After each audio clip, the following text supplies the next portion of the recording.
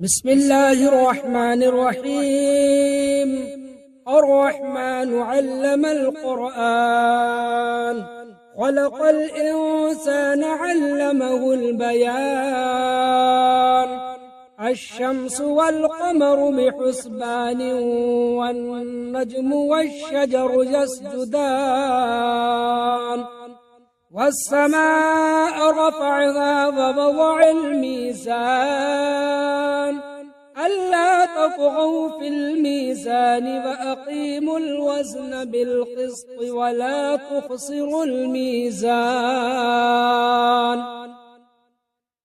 والأرض وضعها للأنام، فيها فاكهة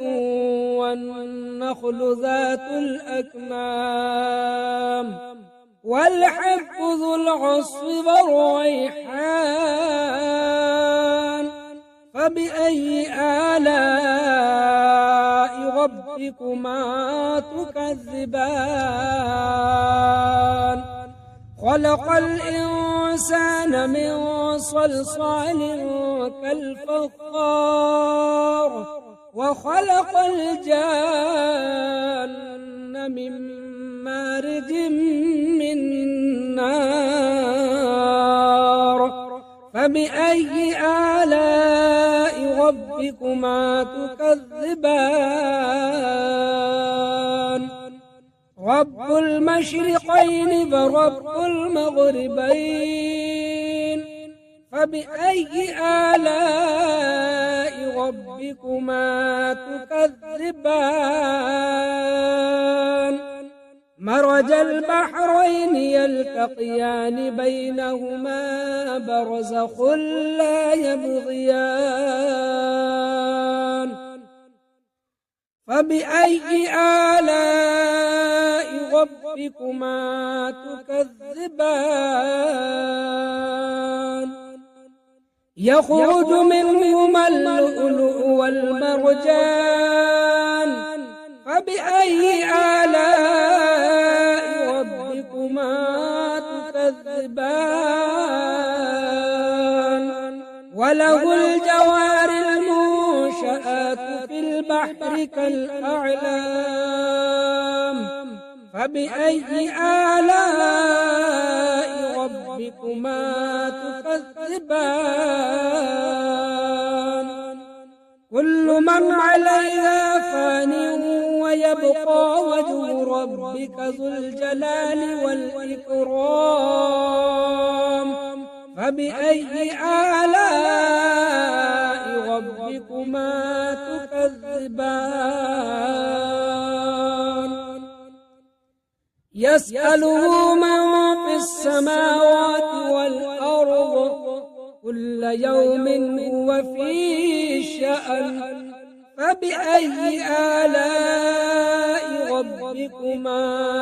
تكذبان؟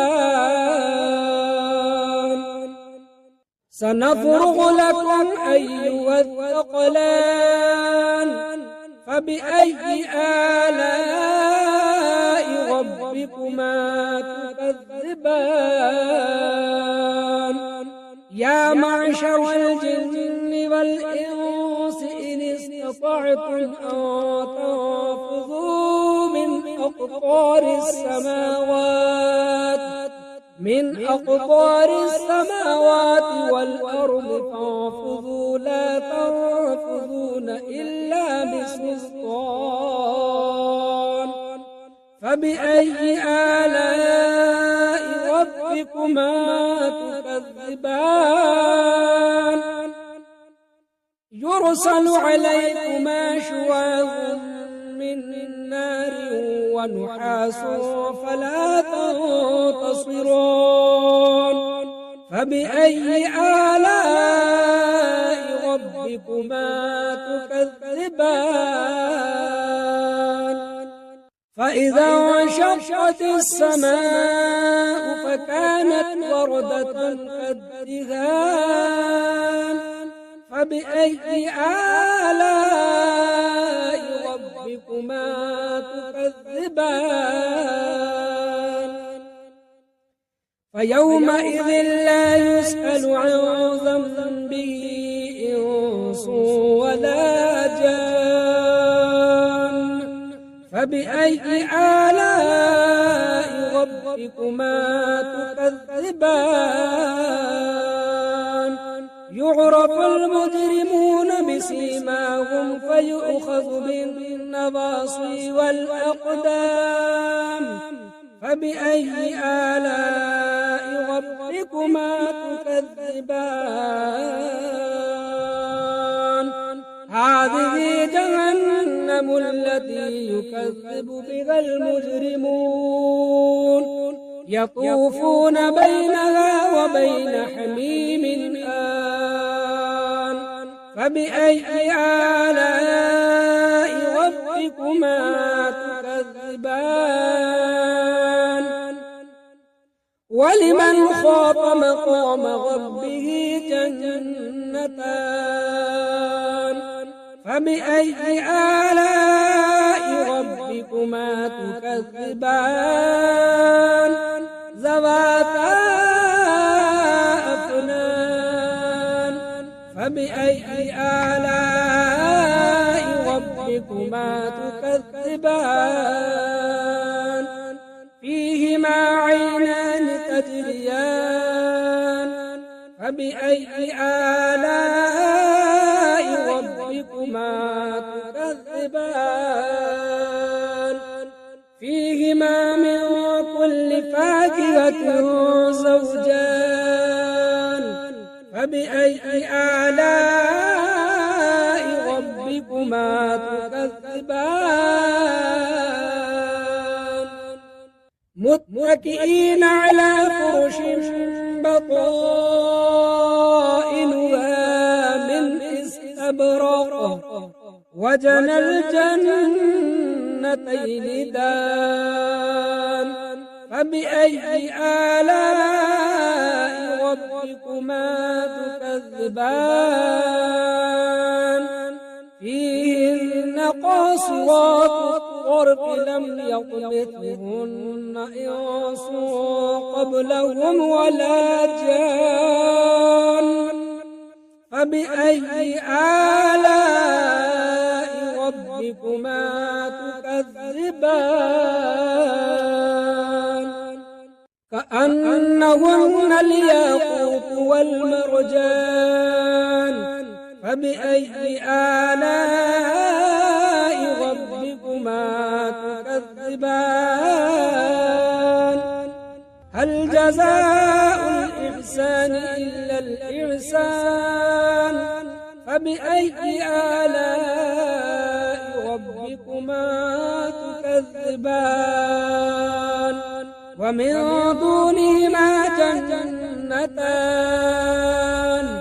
فبأي آلاء ربكما تكذبان مدغامتان فبأي آلاء ربكما تكذبان فيهما عينان ضاختان فبأي آلاء ربكما تكذبان فيهما فاكهة ونخل ورمان فبأي آلاء ربكما تكذبان فيهن خيرات حسان فبأي آلاء ربكما تكذبان حور مقصورات في الخيام فبأي آلاء ربكما تكذبان لم يطمثهن إنس قبلهم ولا جان فبأي آلاء ربكما تكذبان متكئين على رفرف خضر وعبقري حسان فبأي آلاء ربكما تكذبان تبارك اسم ربك ذي الجلال والإكرام أعوذ بالله من الشيطان الرجيم بسم الله الرحمن الرحيم ياسين والقرآن الحكيم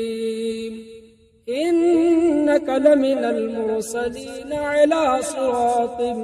مستقيم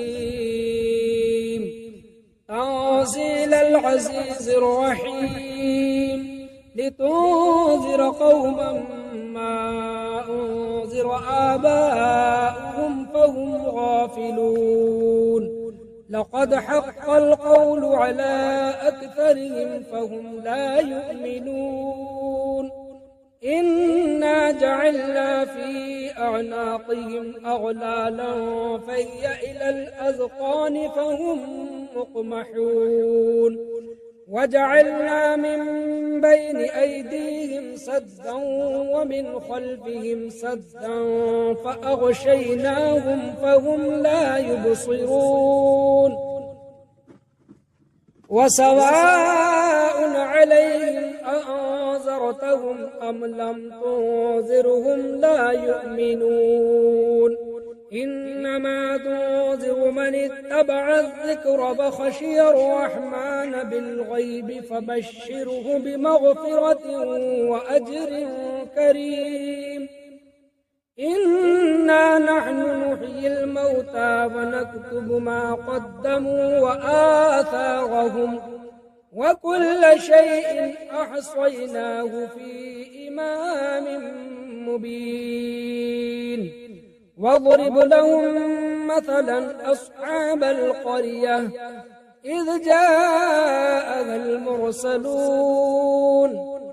إذ أرسلنا إليهم اثنين فكذبوهما فعززنا بثالث فقالوا إنا إليكم مرسلون قالوا ما أنتم إلا بشر مثلنا وما أنزل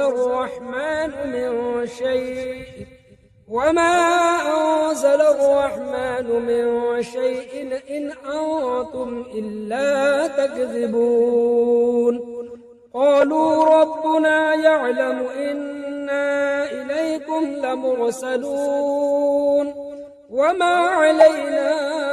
إلا البلاغ المبين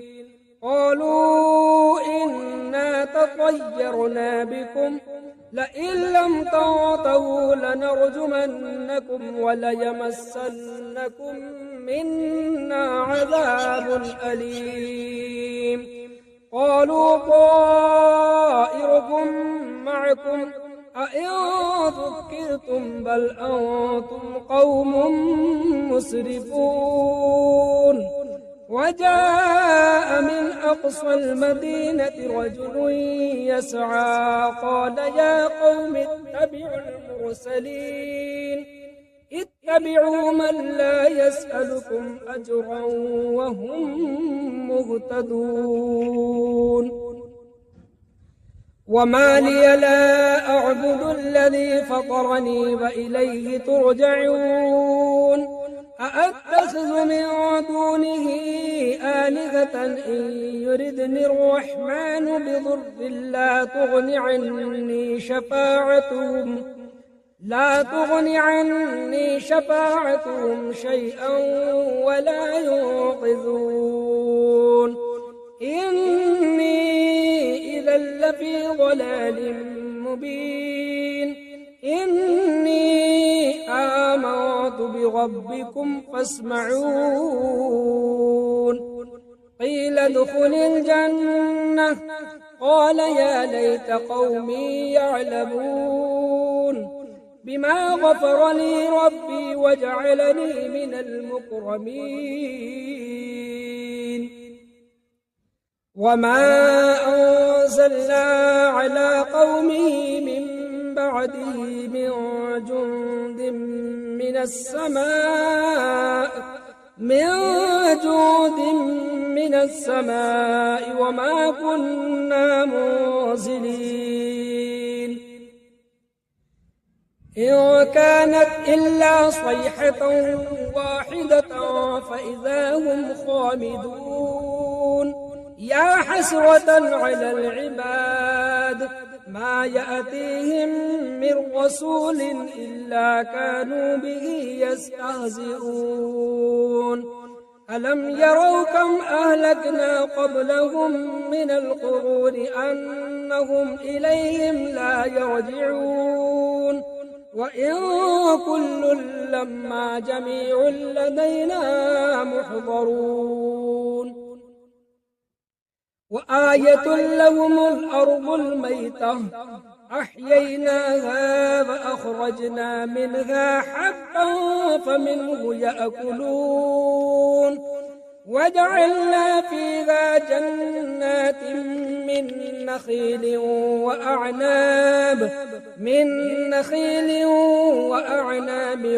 وفجرنا فيها من العيون ليأكلوا من ثمره وما عملته أيديهم أفلا يشكرون سبحان الذي خلق الأزواج كلها مما تنبت الأرض ومن أنفسهم ومما لا يعلمون وآية لهم الليل نسلخ منه النهار فإذا هم مظلمون والشمس تجري لمستقر لها ذلك تقدير العزيز العليم والقمر قدرناه منازل حتى عاد كالعرجون القديم لا الشمس ينبغي لها أن تدرك القمر ولا الليل سابق النهار وكل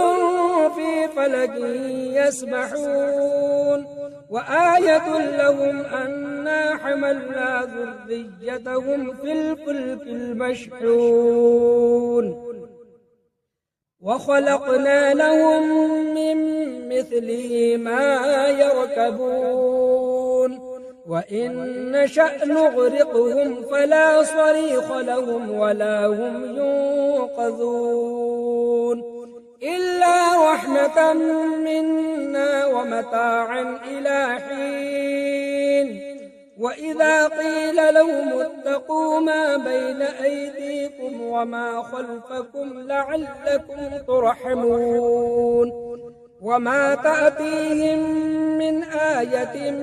من آيات ربهم إلا كانوا عنها معرضين وإذا قيل لهم أنفقوا مما رزقكم الله قال الذين كفروا للذين آمنوا أنطعم من لو يشاء الله أطعمه إن أنتم إلا في ضلال مبين ويقولون متى هذا الوعد إن كنتم صادقين ما ينظرون إلا صيحة واحدة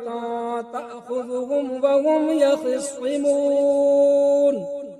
فلا يستطيعون توصية ولا إلى أهلهم يرجعون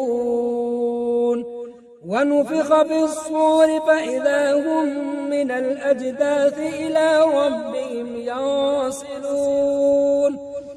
قالوا يا ويلنا من بعثنا من مرقدنا هذا ما وعد الرحمن وصدق المرسلون إن كانت إلا صيحة واحدة فإذا هم جميع لدينا محضرون فاليوم لا تظلم نفس شيئا ولا تجزون إلا ما كنتم تعملون إن أصحاب الجنة اليوم في شغل فاكهون هم وأزواجهم في ظلال على الأرائك متكئون لهم فيها فاكهة ولهم ما يدعون سلام قولا من رب رحيم وامتازوا اليوم أيها المجرمون ألم أعهد إليكم يا بني آدم ألا تعبدوا الشيطان إنه لكم عدو مبين وأن اعبدوني هذا صراط مستقيم ولقد أضل منكم جبلا كثيرا أفلم تكونوا تعقلون هذه جهنم التي كنتم توعدون اصلوها اليوم بما كنتم تكفرون اليوم نختم على أفواههم وتكلمنا أيديهم وتشهد أرجلهم بما كانوا يكسبون ولو نشاء لطمسنا على أعينهم فاستبقوا الصراط فأنى يبصرون ولو نشاء لمسخناهم على مكانتهم فما استطاعوا مضيا ولا يرجعون ومن نعمره ننكس في الخلق أفلا يعقلون وما علمناه الشعر وما ينبغي له إن هو إلا ذكر وقرآن مبين لينذر من كان حيا ويحق القول على الكافرين أولم يروا أنا خلقنا لهم مما عملت أيدينا أنعاما فهم لها مالكون وذللناها لهم فمنها ركوبهم ومنها يأكلون ولهم فيها منافع ومشارب أفلا يشكرون واتخذوا من دون الله آلهة لعلهم ينصرون لا يستطيعون نصرهم وهم لهم جند محضرون فلا يحزنك قولهم إنا نعلم ما يسرون وما يعلنون أولم ير الإنسان أنا خلقناه من نطفة فإذا هو خصيم مبين وضرب لنا مثلا ونسي خلقه قال من يحيي العظام فهي رميم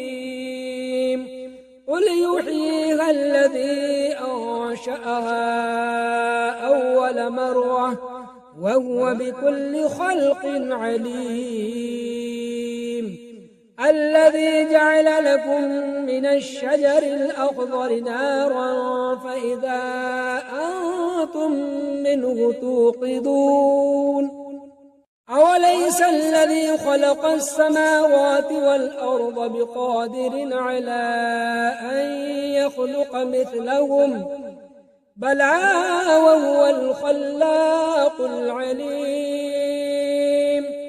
إنما أمره إذا أراد شيئا إذا أراد شيئا أن يقول له كن فيكون فسبحان الذي بيده ملكوت كل شيء وإليه ترجعون